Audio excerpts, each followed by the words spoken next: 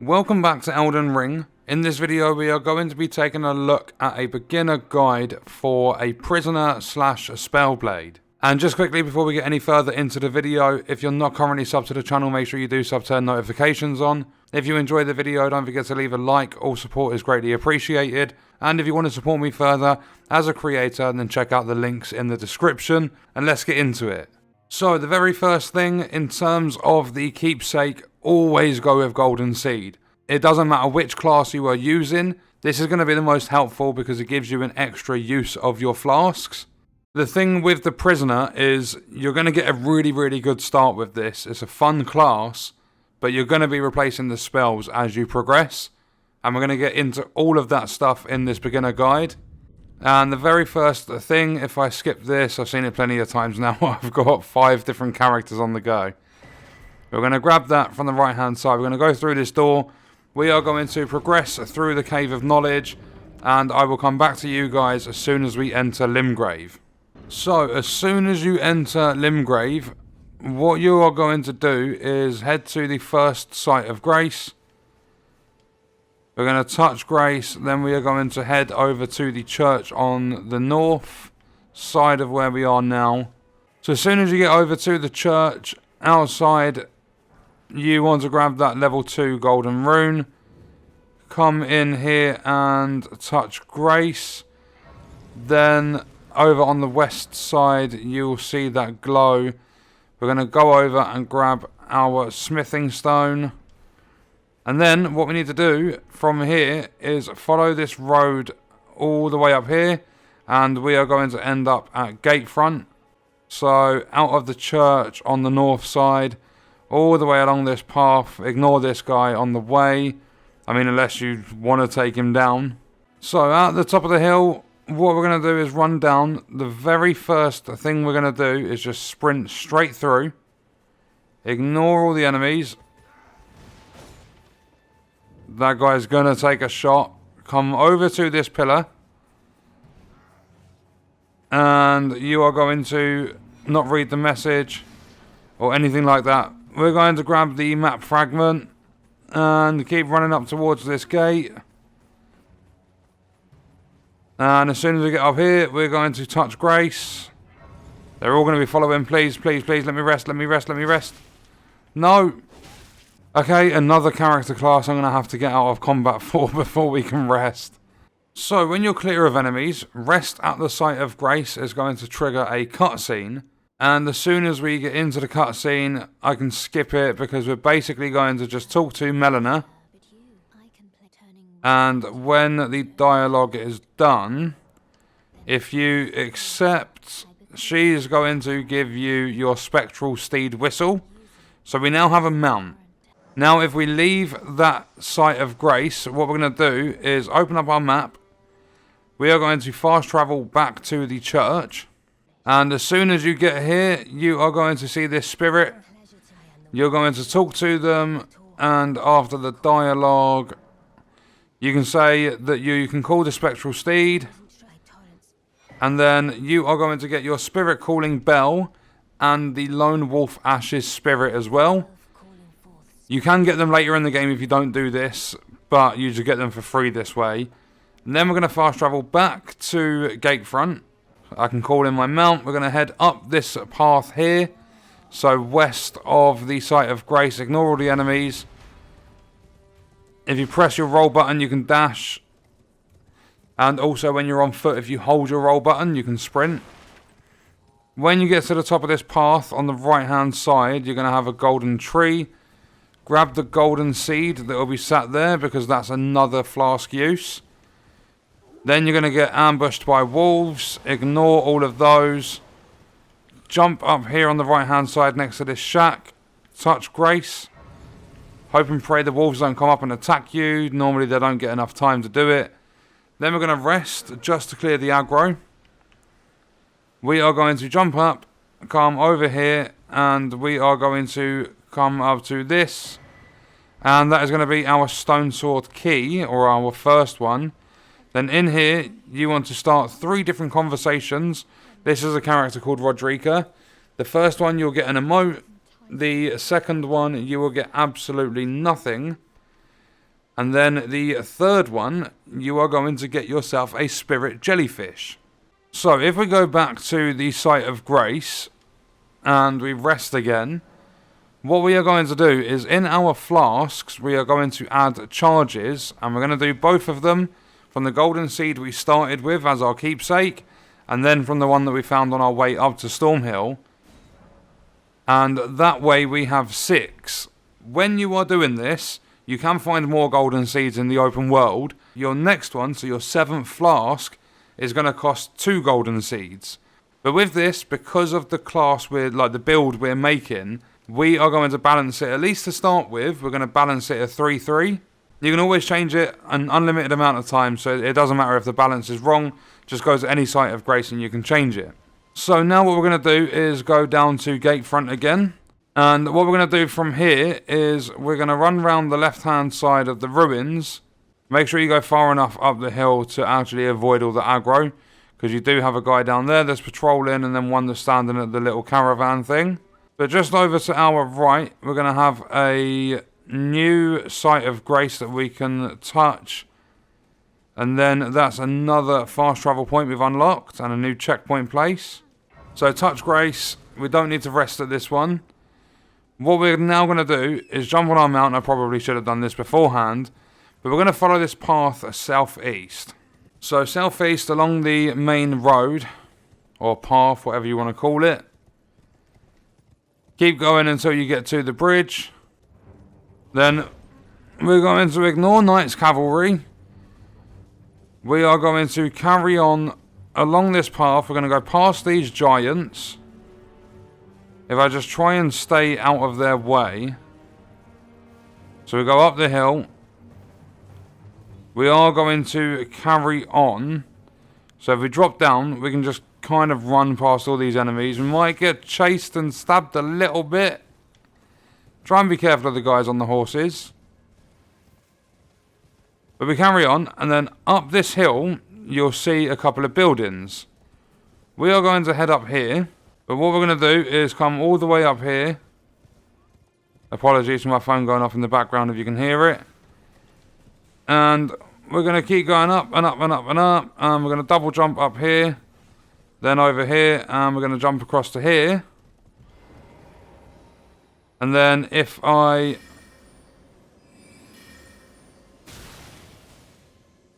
Please kill him. There we go. So I'm going to grab this. Ow, and that is a Royal House scroll. So now I need to run. I'm going to head north from here, ignoring all the enemies as good as I can. Just keep heading north until you get back to the area where the big guys were. And then if we go in front of these, but go around to the other side of them. Then up here in this ruins, we are going to come over here. Ignore all the plants. I probably should have come in another way. No, we're good. Come around here. Down these stairs. And, yeah, good luck. You have to take out Pumpkinhead. I'm going to use that the remaining times. I'm going to use another one, and then he should be gone. There we go. So Pumpkin Dude is dead. Enemy felled. So what we're going to do now is touch grace. We're going to rest so that we get our flasks and everything back. And then what we're going to do is this door on the south side, we're going to open it up.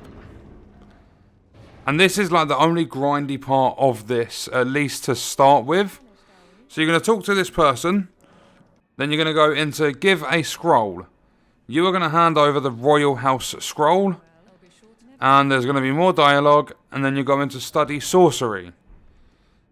So that scroll that we picked up is going to unlock some more spells.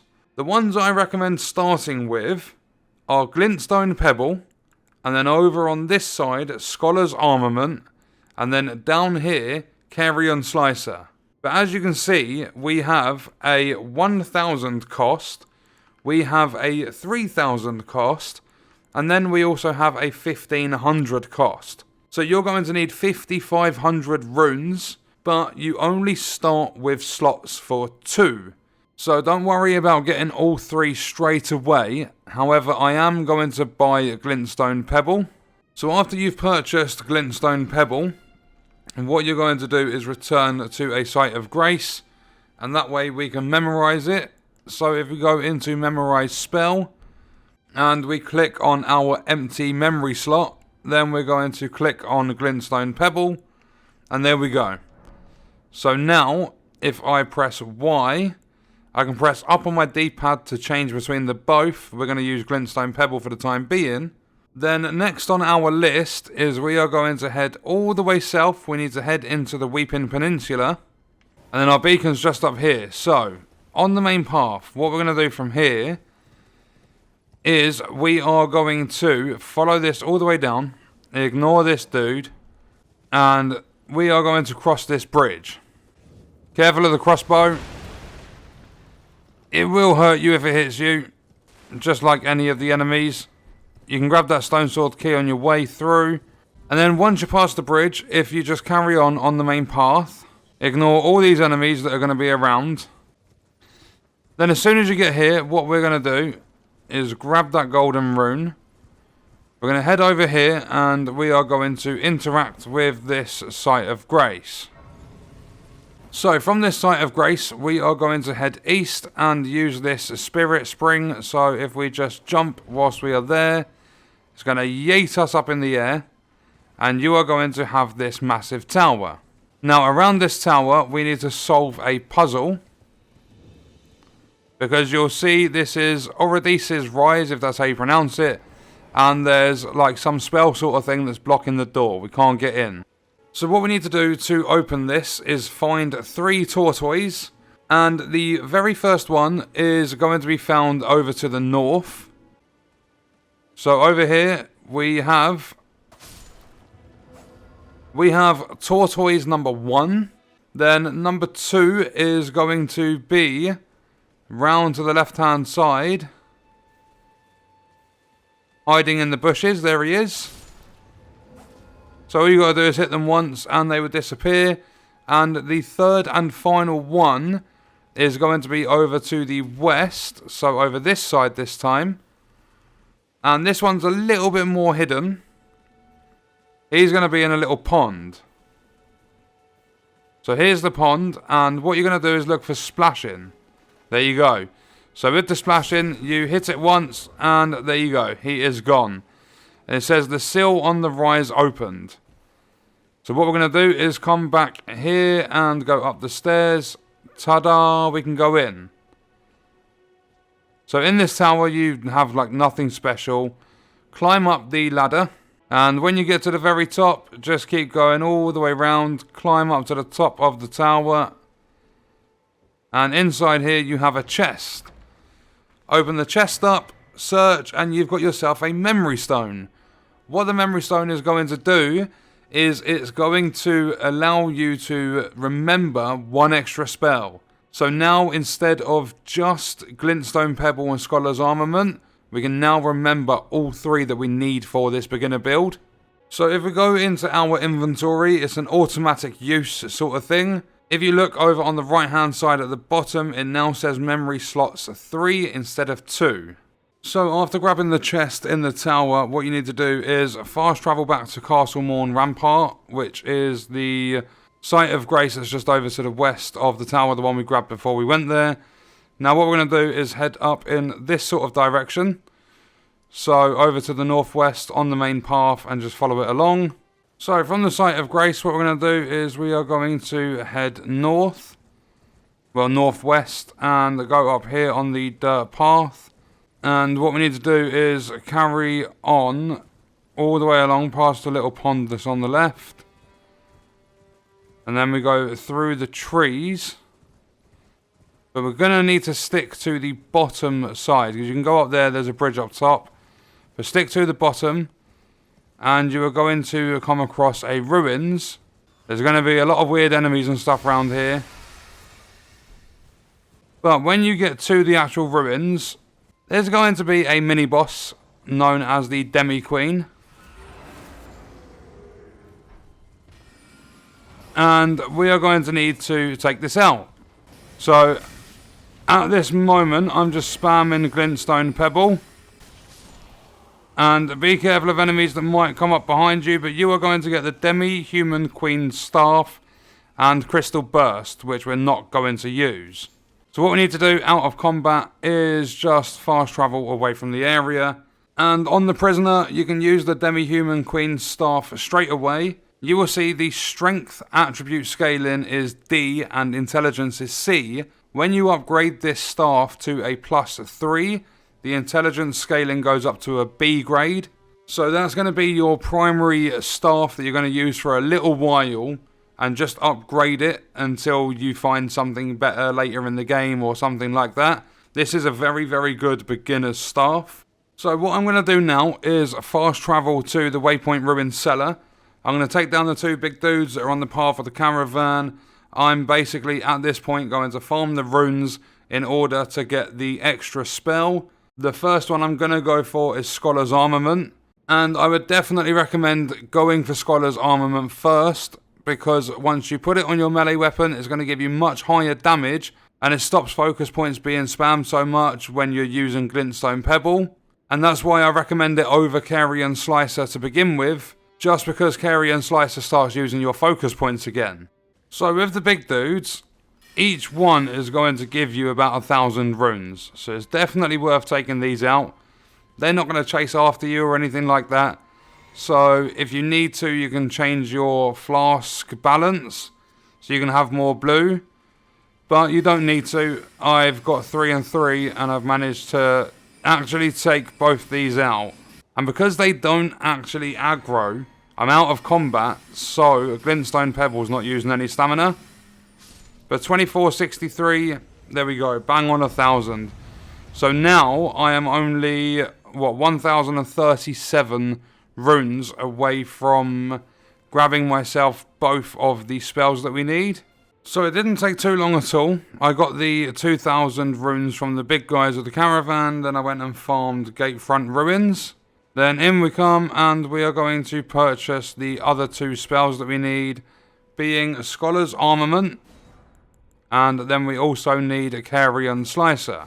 So we're running Scholar's Armament, Glintstone Pebble, and Carrion Slicer. Carrion Slicer is really good because it's only got an FP cost, so focus point cost, of 4, whereas Glintstone Pebble's got a cost of 7. And then Scholar's Armament has a cost of 25, but it lasts for a long time.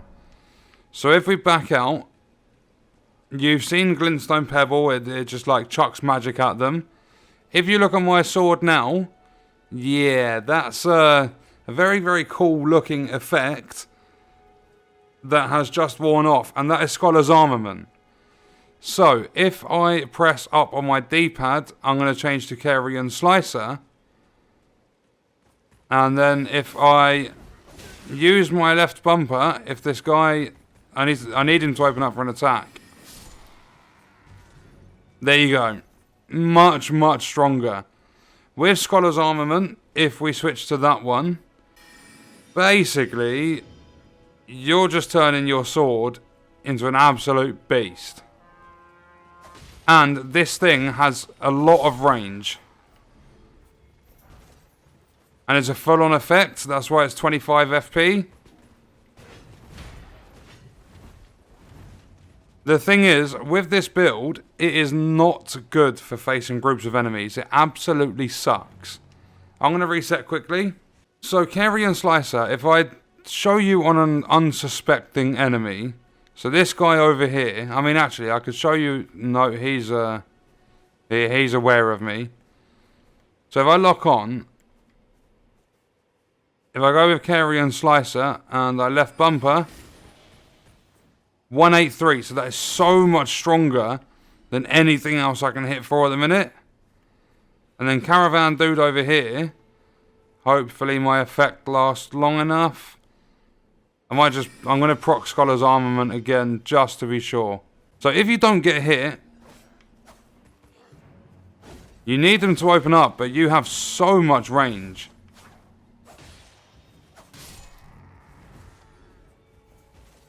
So that's that guy dealt with.